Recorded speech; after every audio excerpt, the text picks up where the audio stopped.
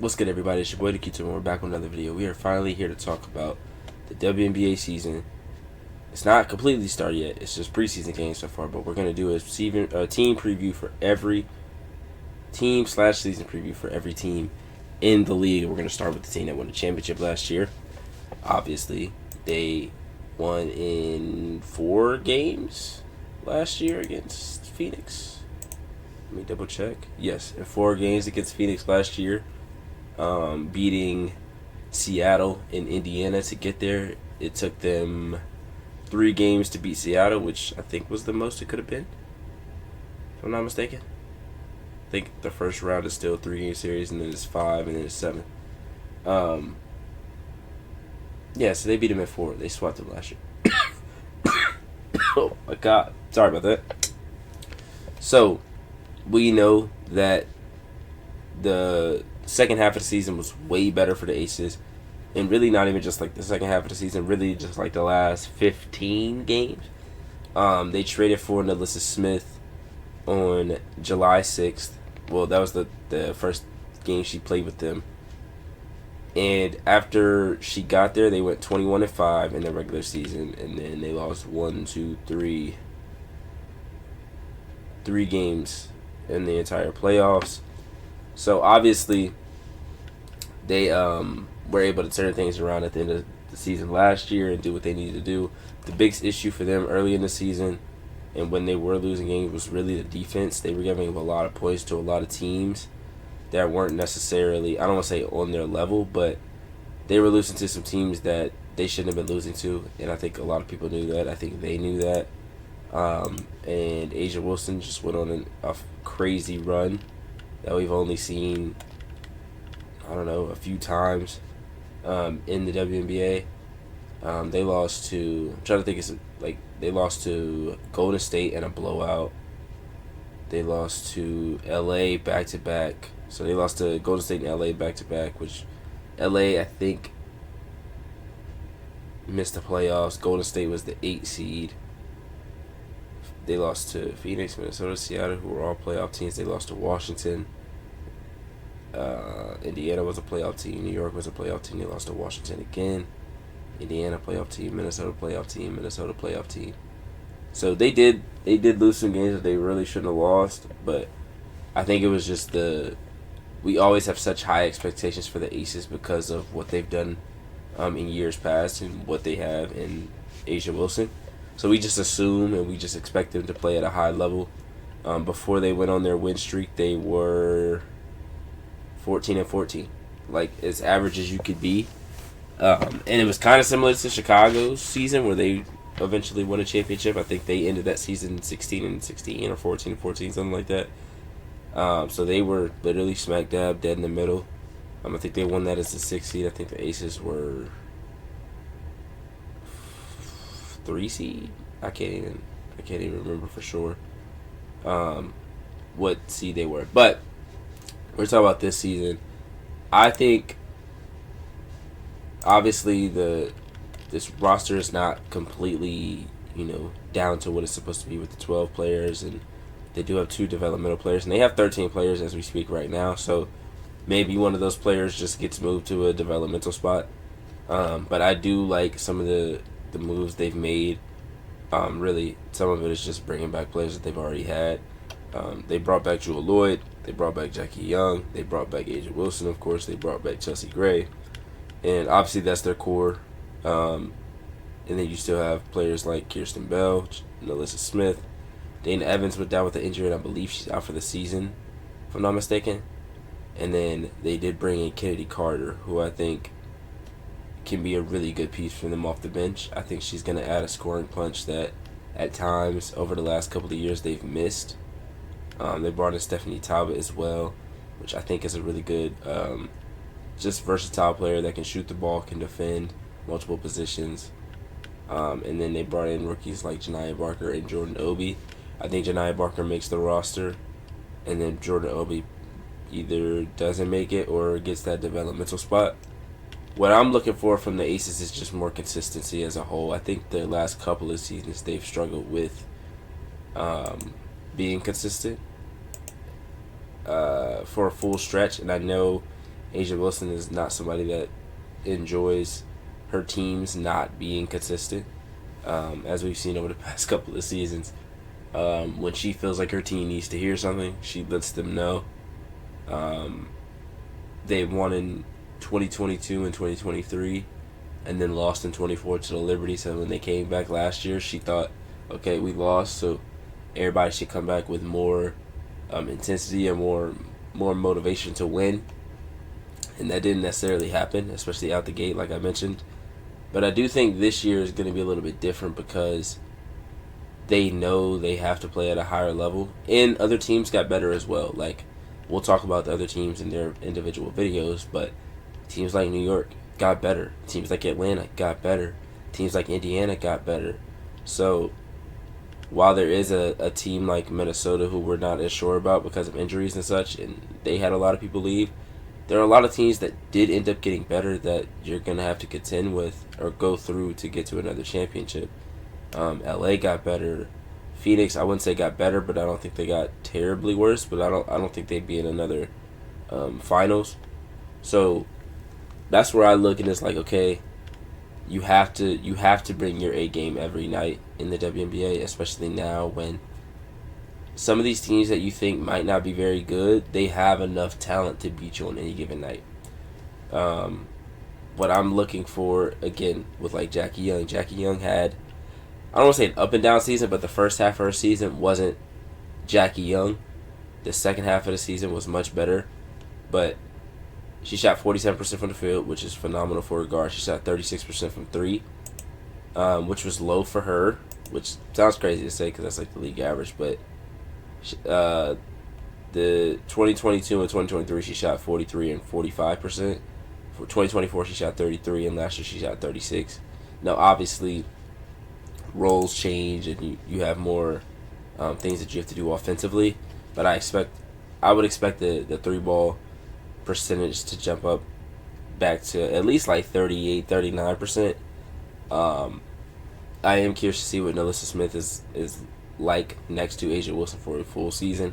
I think she helped them a lot, just giving them like a really consistent four next to A'ja Wilson. Not even like you just need her to go out and get you a double-double every night, but if you needed her to rebound, she could do it. If you needed her to guard one of those post players, she could do it. If you needed her to go out and score, she could do it. Like, she has the talent to be one of the, I don't want to say one of the best players in the league, but one of the best post players in the league at least, especially when it comes to scoring. Like, she's a really good offensive player. And I think her playing next to A'ja just opened up her game so much more. She shot 55% from the floor, 37% from three. So if she's able to do that and be consistent with it, I think that helps them even more. I will say Chelsea Gray also didn't look great at the start of last season. She turned it up. And really when she turned it up is when the team started to go. And I think she had a really good unrivaled season. So I expect her to be a big piece and a big reason for why they are competing again. I just feel like, and also you had Joel Lloyd. You had Joel Lloyd who had a much better second half of the season as well. So if they can play like that for a full season, they'll probably end up being a 1 seed. They'll be one of the favorites, if not the favorite, to win a championship. But with the Aces, something that we always talk about with them is the depth in the players that come off the bench and how can they help in the big games and things like that. And last year, Dana Evans was a huge piece for them, especially in the finals and in the series against Indiana. She has some huge games that if she didn't have those games, they may not win those games. I don't remember exactly what game it was for Dana Evans in Phoenix. I think it might have been game 3 against Phoenix, because that was game 1 against Phoenix, because Phoenix lost that game by 3. And I can't remember the coach's name off the top of my head, but I always want to say Carl Smesko. It's like the first thing that comes to my mind for some reason. But I do remember him not calling timeouts down the stretch, and that was confusing to me. But Dana Evans had 21 points in game 1, was 8 of 13 from the field, 5 of 6 from 3, and then she had 10 points in the closeout game as well. And really, sometimes that's all you need. Sometimes all you need is one game from one of your players off the bench to just give you that spark. That game one that Phoenix could have won, could have changed the series or could have changed momentum. So that even if Vegas did come back and win game 2, when they go back to Phoenix, it's 1-1 and it's not 2-0, because they lost by 3 in game 1, they lost by 2 in game 3, and then the other 2 games were like 10 to 11 point losses. So that big game from Dana Evans in game 1 was huge, because I want to say Jackie Young didn't play phenomenally in that game. There was somebody that didn't play well in that game for the Aces outside of Dana. Jackie Young with 3 of 13 in that game, only had 10 points, and was 0-6 from 3. So that's when, Dana Evans doing what she did came in big, and then Jewel Lloyd had 18 points as well. So you got 39 plus 2, 41 points off the bench. That's something that we didn't see from the Aces for a long time. So being able to have that is big, and obviously Dana Evans went down, but you could get that from Kennedy Carter. I don't think we've seen her play in the playoffs in the WNBA yet, but she is one of those players that is fully capable of doing that. Dana Evans had 13 points, 4 rebounds, 6 assists in game 1 against Seattle. She had 14 points, 2 rebounds, 3 assists in game 1 against the Fever. Really, she's just a game 1, just demon. She had, I can't remember if she had any moments on the Sky when they won the championship. I can't remember off the top of my head, because that's 4 years ago at this point almost. Oh my goodness. She had 3 double-digit games in the Indiana series. Game 3 and game 4, she was double digits and was efficient from the field. So, not saying that somebody has to be Dana Evans every night, or Dana Evans has to go out or whoever's in that spot has to go out and do crazy things every night, but you definitely need somebody that you can trust to step up in certain situations. And if some of your starters aren't playing at the level that you need them to at the moment, just Kirsten Bell reached her potential. She's came out of college at Florida Gulf Coast as a phenomenal offensive player, and hasn't really, I think it's been a mix of not having the opportunity and then sometimes not being ready for the opportunity. Maybe she's ready for it this year. We'll see. Brianna Turner coming in as a good defender. Just somebody that you always know what you're going to get from her when you put her out on the floor. And then Cheyenne Parker-Tyus might be the most underrated, I won't even say move because it was a move from last year, but it might be the most underrated thing about this team is she didn't play a ton last year because she was pregnant, had her child, and then came back towards the end of the season. Obviously wasn't completely ready for that mode of basketball, but with a full off season, being able to come in and play the way that she's capable of playing, she could be a huge thing for them off the bench. So, we know what their starting lineup is going to look like most likely. You got Chelsea Gray, you got Jewel Lloyd, you got Jackie Young, you got NaLyssa Smith, you got A'ja Wilson. But then off the bench, you got Kennedy Carter, you got Cheyenne Parker-Tyus, you got Stephanie Talbot, Janiyah Barker potentially, and Kirsten Bell. So, and depending on how long Dana Evans is out, I can't remember if she's out for the season or not. I really can't. But that's a good 3 to 4 players off the bench that you can trust, that know exactly what you want them to do when they come in the game. So I have high expectations for the Aces again this year. Will they repeat? I don't know for sure. That'll be a conversation that I'll have as we get closer to the start of the season, or close to the first game.